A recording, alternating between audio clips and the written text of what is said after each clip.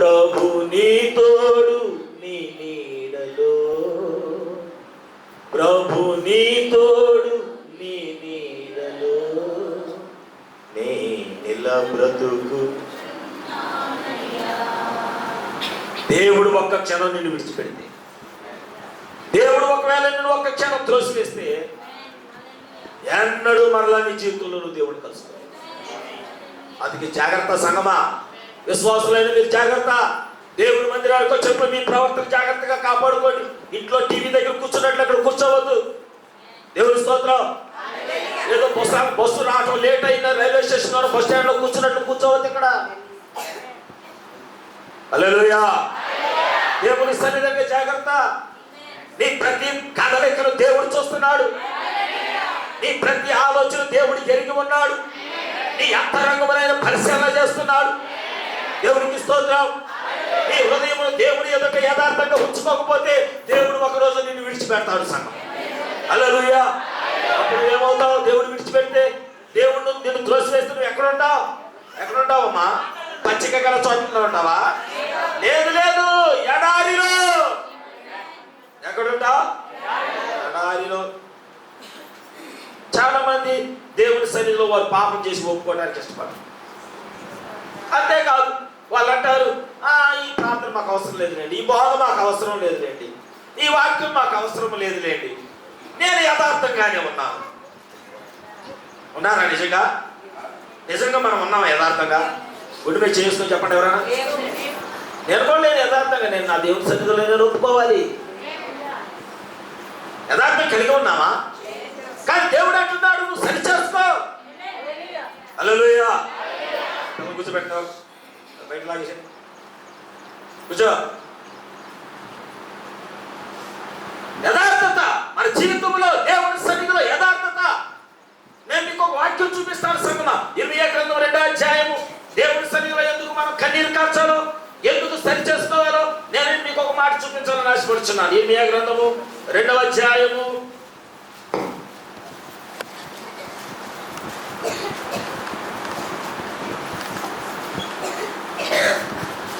గ్రంథము 2వ అధ్యాయము దయచేసి 19వ వచనము నుంచి చదువుదామా. నీ దేవుడైన యెహోవాను విసర్జించుటయు, నీకు నా యెడల భయభక్తులు లేకుండుటయు, బాధకును శ్రమకును కారణమగునని నీవు తెలుసుకొని గ్రహించునట్లు నీ చెడుతనము నిన్ను శిక్షించును. నీవు చేసిన ద్రోహము నిన్ను గద్దించునని ప్రభువును సైన్యములకు అధిపతియగును యెహోవా సెలవిచ్చుచున్నాడు. పూర్వకాలము నుండి నేను నీ కాడిని విరుగగొట్టి. వింటున్నారా ఈ మాట? ఎప్పటి నుంచి అంట నీ కాడిని విరగొట్టింది ఆయన? చూడండి, ఎన్ని సంవత్సరాల నుంచి నువ్వు దేవుడి మీద పొందుకుంటున్నావు ఒకసారి ఆలోచించి. ఎన్నిసార్లు దేవుడు నీకు జవాబిచ్చాడు నీ ప్రార్థనకు ఒకసారి ఆలోచించి. నువ్వు కన్నీరు కాల్చినప్పుడు, నువ్వు మొరబెట్టినప్పుడు ఎన్నిసార్లు దేవుడు నీకు జవాబిచ్చాడు సంగమా? ఇవ్వలేదా? నీ కుటుంబాన్ని సరి చేయలేదా? చెప్పండమ్మా. సేవకుడికి వచ్చి మొరబెట్టి సంఘంలో ప్రార్థన చేయించినప్పుడు దేవుడు మీ కుటుంబాల్లో జవాబులు ఇవ్వలేదా? ఇచ్చాడా ఇవ్వలేదా? పూర్వకాలం నుంచి నీ కాడిని ఆయన విరగొట్టుతూనే ఉన్నాడు ఆయన. హల్లెలూయా. ఆయన మనం ఏం చేస్తున్నావు చూద్దాం. చదువయ్యా. పూర్వకాలము నుండి నేను నీ కాడిని విరగొట్టి నీ బంధకములను తెప్పివేసితిని. నేను సేవ చేయనని చెప్పుచున్నావు. అబ్బా, నీ బంధకములను తెప్పివేసితిని, నేను సేవ చేయనని చెప్పుచున్నావు. ఎత్తైన ప్రతి కొండ మీదను, పచ్చని ప్రతి చెట్టు కిందను వేశ్యవలె క్రీడించుచున్నావు. శ్రేష్టమైన ద్రాక్షవల్లి వంటి దానిగా చదువు నేను నిన్ను నాటితిని. చూడండి, దేవుడు అంట మొట్టమొదట మనుషులను సృజించినప్పుడంట యథార్థవంతులుగానే సృజించాడంట. ఎలాగయ్యా? అయ్యా నా అమ్మ కాదు, మీరు అయ్యలా అమ్మా, మీరు చెప్పండి. దేవుడు మొదట అయ్యలారా మీరు చెప్పండి. దేవుడు మనలను మొదట సృజించినప్పుడు, గట్టిగా చెప్పండి బ్రదర్, వాక్యం ఇది. నీ మాట కాదు, నా మాట కాదు, వాక్యమే. యథార్థవంతులుగా సృజిస్తే మనమంట మన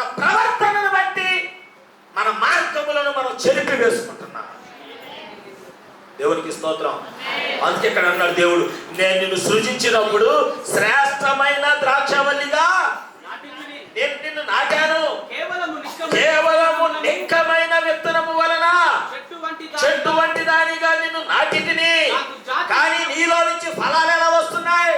దేవుడు నిన్ను మంచి విశ్వాసిగా నిలబెట్టాడు, మంచి ప్రార్థన పరురాలుగా దేవుడిని నిలబెట్టాడు, ఒక మంచి గొప్ప విశ్వాసిగా సంఘములో దేవుని పరిచర్య కొరకు ఓ చిన్న పనైనా పెద్ద పనైనా దేవుడు తన పని కొరకు వాడుకోవడానికి పాపము నుంచి నిన్ను రక్షించి ఒక నిక్కటమైన అంటే నిజమైన విత్తనము వలె ఆయన సన్నిధిలో నిన్ను నాటాడు.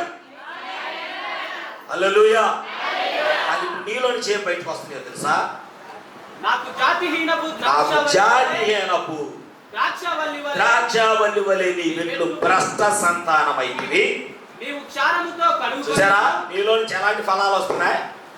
దేవునికి ఉపయోగము లేని దేవునికి ఉపయోగము లేని. అదేంటి? దేవుడిని ప్రేమించి మంచి వ్యక్తిగా చేశాడు కదా. దేవుడిని ప్రేమించి నీలో ఒక మంచి విత్తనము, వాక్యం అనే విత్తనాన్ని నాటి నిన్ను ఒక శ్రేష్టమైన ద్రాక్షవల్లిగా దేవుడు తయారు చేసుకున్నాడు కదా. మరి నీలో నుంచి ఫలాలేంటి? అయ్యా యవనస్తులారా, తండ్రులారా, మీలో నుంచి ఏంటి? మీ మాటలేంటి భయంకరంగా ఉన్నాయి, మీ ఆలోచనలు ఏంటి చెడిపోతున్నాయి. యవనస్తులారా, మీ తలంపులు ఎందుకు భ్రష్టపట్టిపోతున్నాయి, మీ ప్రవర్తనలు ఎందుకు మార్పు వస్తుంది? దేవుడు శ్రేష్టమైన విత్తనాలుగా మనల్ని నాటుకుంటే మనలో నుంచి మంచి ఫలాలు రావాలి, కానీ దేవునికి అయోగ్యమైనటువంటి విత్తనాలుగా మనం ఎందుకుంటున్నాం? దేవుడు తినడానికి ఉపయోగకరముగా లేనటువంటి ఫలాలుగా ఎందుకుంటున్నాం? అంటే మనలో ఏదో రోగం ఉన్నది. ఆమె చెప్తారా? మా కాదన్నట్టు ఎలా కూర్చున్నారు? ఏంటి హల్లెలూయా? గడి చెప్ప హల్లెలూయా, హల్లెలూయా. చంపల కింద చేతులు తీసి చేతులు పైకి లేవి చెప్పండి.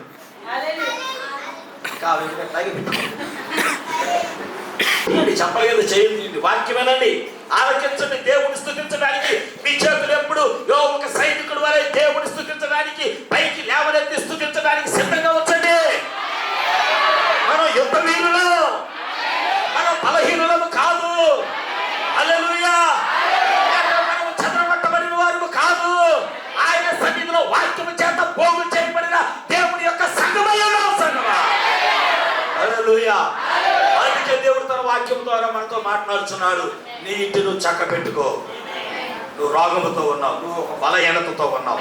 అంతేకాదండి, ఆయన అంటున్నాడు, నేను మంచి విత్తనంగా నేను నాటాను, కానీ నీలో ఒక చెడ్డ విత్తనం కనబడుతుంది.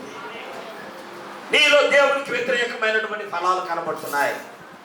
నీలో దేవునికి ఇష్టం లేనటువంటి మార్గాలు కనబడుతున్నాయి. నీ మార్గమును నువ్వు చెరిపి వేసుకుంటున్నావు. నీతి కలిగిన మార్గాన్ని నువ్వు విడిచిపెట్టుచున్నావు. సంగమా, ఇక్కడ వాక్యంలో రాయబడింది, నీవు క్షారముతో కడుగుకొనినను విస్తారమైన సబ్బు రాసుకొనినను, నువ్వు సెట్టు కొట్టుకొనినను, అత్తరు మూసుకున్నాను, లేకపోతే మంచి ఫెయిర్ అండ్ లవ్లీ రాసుకున్నాను, సుగంధ ద్రవ్యాలు కలిగిన వస్త్రాలు ధరించినాను, హృదయం అంతా చెడిపోయి ఏమండి తెల్లని ఉన్ని వలె కలిగిన అరికాలు మొదలు నడినెత్తి వరకు, చెప్పులు మొదలుకొని టోపీ వరకు తెల్లని వస్త్రాలు ధరించినాను. దేవునికి స్తోత్రం.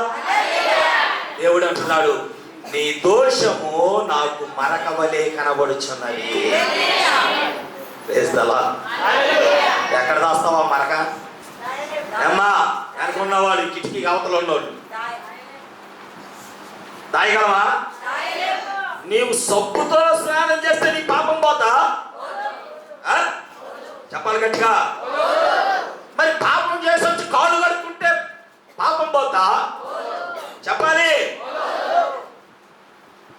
మన లోకంలో జీవించొచ్చి నా భర్తకు తెలియదు, నా భార్యకు తెలియదు, లేకపోతే యవనస్తులైన పిల్లలు అనుకోవచ్చు, మా తల్లిదండ్రులకు తెలియదు నేను పాపం చేసినట్లుగా అని ఒకవేళ చక్కచక్క వచ్చేసి ఇంట్లోకి వెళ్ళిపోయి స్నానం చేసి బాత్రూంలోకి వెళ్ళి బట్టలు మార్చుకొని మంచి వస్త్రాలు ధరించేస్తే నీ పాపం పోయిందని నువ్వు అనుకుంటున్నావా? నీ దోషము నాకు మరకవలే కనబడుచున్నది. హల్లెలూయా. నీలో ఉన్న మరకను దేవుడు చూస్తున్నాడు. వాళ్ళు అంటారంట, నేను అపవిత్రమైన దాన్ని కాను. ఏమంటున్నారండి ఇక్కడ? నేను అపవిత్రత నొందిన దాన్ని కాను, బయలుదేవతను అనుసరించి పోదాన్ని కూడా కాను అని నువ్వు ఎట్లా అనుకుందువు? దేవుడు అన్నాడు, లోయలో నీ మార్గము చూడుము, పాపము కొరకు పరిగెత్తిన నీ అడుగు జాడలు దేవుడు చూస్తూనే ఉన్నాడు. లోయల వెంట పాపము కొరకు పరిగెత్తిన నీ అడుగు జాడలు దేవునికి స్పష్టంగా కనబడుతున్నాయి. నువ్వు అనుకోవచ్చు దేవుని దృష్టిలో నేను యథార్థంగా ఉన్నాను, లేకపోతే నీకు నీ దృష్టిలో అనుకోవచ్చు నేను పవిత్రురాలుగా ఉన్నాను, అపవిత్రుడుగా కాదు. నేను ఏ బయలుదేవతకు ఏ విగ్రహాలకు నేను రొక్కటం లేదు అని నువ్వు అనుకుంటున్నావు. పాపము చేయటం వరకు లోయలోకి నువ్వు పరిగెత్తావు, ఆ అడుగు జాడలు ఇంకా అలాగే ఉన్నాయి. సరి చేసుకో దేవుని దగ్గర ఈ రోజున. నీ దోషం అంట దేవునికి మరకలా కనబడుతుంది. పెంచుపా అంట పాపం చేసి ఆమెకు బాగా స్నానం చేసి అలవాటు. కొంతమంది రోజుకి 5-6 సార్లు చేస్తారు. మురికిపోవద్దు పాపం, అయినా చేస్తారు. మురికంటే శరీర సంబంధమైన మురికి గురించి కాదు మాట్లాడి. స్నానం చేయడం మంచిదే, ఎందుకంటే చెమట పట్టిన వారి ఒంటి మీద చెమట అవసరం రాక వారికి ఇష్టం ఉండదు కాబట్టి వాళ్ళు స్నానం చేస్తారు, అది మంచిదే కాదని నేను అంటలేదు. కానీ అసలైన మురికుందో చూసావా అమ్మా? ఈ కోడల పోతే ఇంకో కోడలు తెచ్చుకోవచ్చు. కొంతమందికి అదొక మురికి, కొంతమంది మామూలుగా ఉంటుంది. ఈ కోడలు పంపిస్తే పెద్ద కట్నంతో ఇంకో కోడలు తెచ్చుకోవచ్చు, అదొక మురికి. ఉదయం స్నానం చేస్తాడు, మధ్యాహ్నం స్నానం చేస్తాడు, సాయంత్రం స్నానం చేస్తాడు, పొడుగుల్లోకి మళ్ళీ ఒక్కోసారి మళ్ళీ పంచి మారుతాడు. ఏమనుకుంటున్నావు? నీ మరక, నీ దోషము, నీ పాపము దేవునికి మచ్చలా కనబడుతున్నాయి. హల్లెలూయా. ఈరోజు చాలా మంది లోకంలో అదే ఉంది పరిస్థితి. వివాహమైన 3వ రోజున విడిచిపెడతాం, వివాహమైన 10 రోజులకి వెళ్ళగొట్టేయటం, ఏమిటి వివాహమైన తర్వాత ఈ అమ్మాయి ఇంకొక వ్యక్తితో లేచిపోవటం. లోకంలో మనం చూస్తున్నాం. వాళ్ళు అనుకుంటున్నారు మేము పవిత్రమే, మేము పరిశుద్ధమే, మేము అపవిత్రము కాము, మాలో పాపము లేదు అనుకుంటున్నారు. కానీ దేవుడు అంటున్నాడు, లోయలో నీ మార్గాన్ని చూసుకో, పాపము కొరకు పరిగెత్తిన నీ అడుగు జారులు నాకు కనబడుతున్నాయి, నీ దోషము నాకు మరకలా కనబడుతుంది. అంట పాపం చేసి